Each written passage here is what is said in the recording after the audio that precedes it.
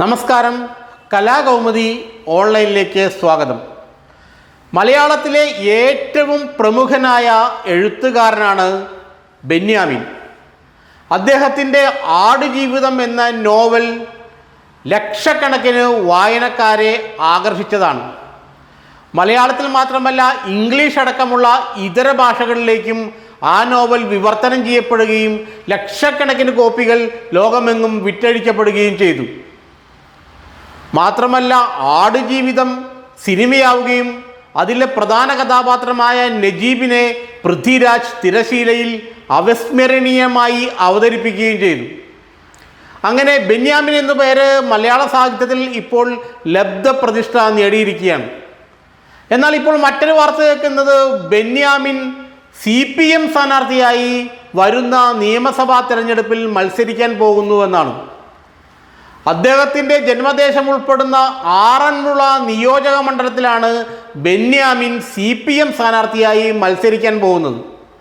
ഇപ്പോഴത്തെ ആറന്മുളയിലെ MLA-യും മന്ത്രിയുമൊക്കെയാണ് വീണ ജോർജ്.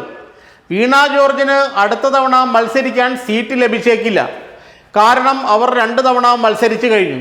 മാത്രമല്ല, ജനവികാരം അവർക്ക് എതിരാണെന്നുള്ള സൂചനയും പാർട്ടിക്കുണ്ട്. അതുകൊണ്ട് വീണ ജോർജിന് പകരം പുതിയൊരു മുഖത്തെ മത്സരിപ്പിച്ചാൽ മാത്രമേ ആറന്മുള സീറ്റ് നിലനിർത്താൻ കഴിയൂ. അതിനായി CPM കണ്ടുവച്ചിരിക്കുന്നത് ബെന്യാമിനെയാണെന്നാണ് പാർട്ടിക്കുള്ളിൽ നിന്ന് ലഭിക്കുന്ന വിവരം. ബെന്യാമിനാകട്ടെ ആ മണ്ഡലത്തിലെ പ്രബലമായ ഓർത്തഡോക്സ് സമുദായ അംഗവും കൂടിയാണ്.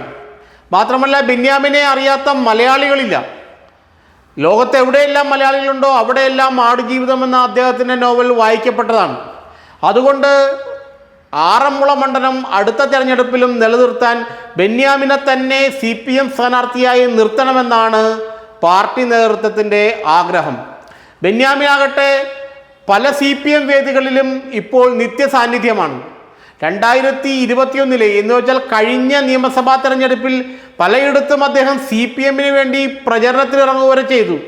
പ്രത്യേകിച്ച് തൃത്താലയിൽ VT ബൽറാമിനൊക്കെ എതിരെ അദ്ദേഹം പ്രചരണത്തിനിറങ്ങിയത് മാധ്യമ ശ്രദ്ധ ആകർഷിച്ചിരുന്നു. പല CPM പരിപാടികളിലും ഇന്ന് പ്രധാന പ്രാസംഗികനാണ് ബെന്യാമിൻ.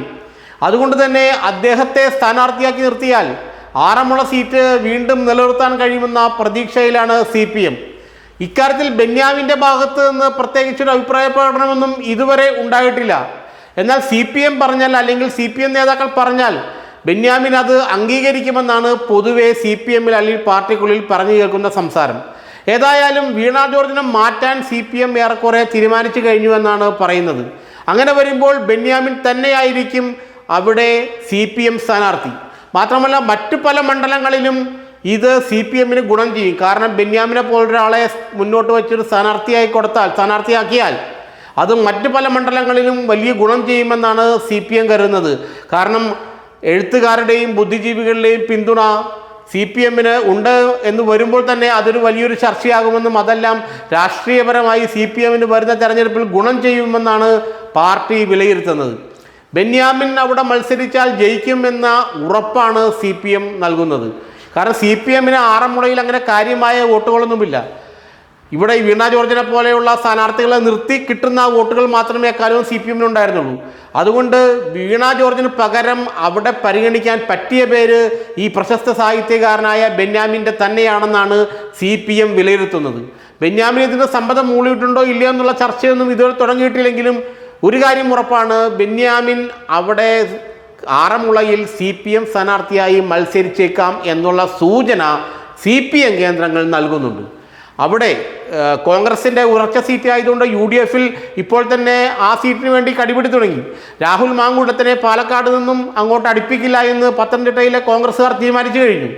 അവിടെ മത്സരിക്കാൻ അവർ ആഗ്രഹിക്കുന്ന, അല്ലെങ്കിൽ അവർ മുന്നോട്ട് വയ്ക്കുന്ന പേര് KPC ജനറൽ സെക്രട്ടറി പഴകുളം മധുവിൻ്റേതാണ്. ജില്ലയിലെ സീനിയർ കോൺഗ്രസ് നേതാവായ പഴകുളം മധു മത്സരിക്കണമെന്നാണ് അവിടുത്തെ ജില്ലയിലെ കോൺഗ്രസ് നേതാക്കളുടെയും പ്രവർത്തകരുടെയും ആഗ്രഹമെന്നാണ് അവർ പറയുന്നത്. ഏതായാലും ബെന്യാമിനെ മുന്നോട്ട് വയ്ക്കാനുള്ള ഒരു ശ്രമം CPM-ന്റെ ഭാഗത്തു നിന്നും തുടങ്ങിക്കഴിഞ്ഞു എന്നുള്ളത് ഒരു സംശയവും വേണ്ട. അങ്ങനെ വരുമ്പോൾ ആറന്മുളയിൽ ഇത്തവണ തീ പാറുന്ന മത്സരമായിരിക്കും.